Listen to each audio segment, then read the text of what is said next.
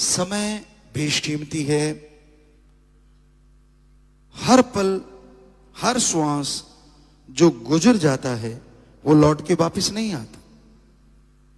आप दिन की बात कर लो, सेकंड की बात कर लो, आज का जो घंटा है, आज का जो साल है, आज की जो तारीख है, ये सेकंड फिर नहीं आने का। अगर विज्ञान के अनुसार भी देख लो, आप बता दो, क्या आज जो सन 2023, आज जो तारीख है और आज का जो दिन है संडे, या आज जो सेकंड चल रहा है, क्या वो फिर कभी लौट के आएगा?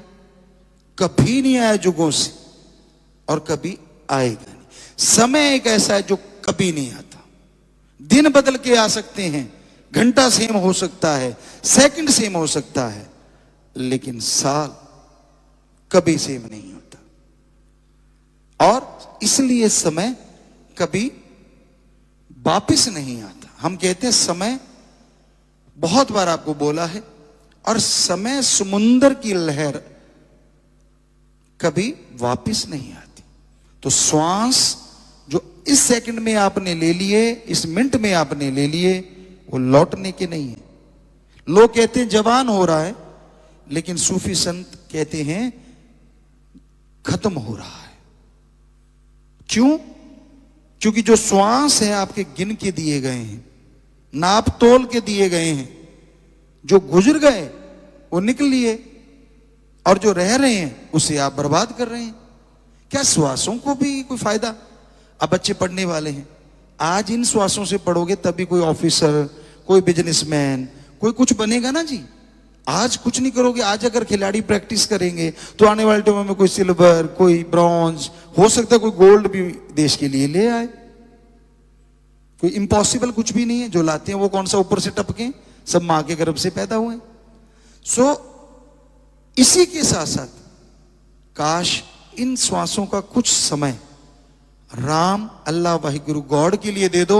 यकीन मानो वो श्वास होंगे मरने के बाद भी आपके साथ जाएंगे। आपने शमशान भूमि तक जाके देखा होगा, लोग जाते हैं, अपने भी सगे वाले, बड़े वाले, छोटे वाले, बेटा बेटी सब जाते हैं, और वहां दफना दिया या जला दिया, दोनों में से कोई ना कोई बात। और फिर क्या होता है? वहीं पे वो चिता से भी दूर हो जाते हैं। और जलाता कौन है? जो सबसे ज्यादा अपना प्यारा है वो जलाता है। आज का समय याद रखिए, ताकि आपके दिमाग में वो खुशियां मिल जाएं, ताकि उस कुछ श्वास, ज्यादा नहीं मांगते आपके, पता नहीं कितने श्वास जाते हैं, कोई 24,000 बोलता है, कोई कम ज्यादा बोलता है, होता रहता है। क्योंकि जो संत होते हैं वो ध्यान से अपने श्वास को अटका लेते हैं। श्वासों की गिनती उतनी है, अब 100 तक गिनना है, स्पीड में आप कुछ सेकंड में गिन दोगे। लेकिन अगर मैंने एक 2 मिनट बाद बोला तो 100 गिनने में कितना टाइम लगेगा बताइए? सांस ऐसे खींचते हैं फकीर और अपने माइंड में अटका देते हैं। हम बोलते रहेंगे, श्वास वहीं अटके हैं, आपसे बात करते रहेंगे, लेकिन वो नहीं आएंगे। और जब चाहें उसको छोड़ देते हैं। और ये तो आपको करके दिखाया, इसलिए थोड़ा सीधे हुए, और ऐसे नॉर्मली भी चलता रहता है तो रोक लेते हैं।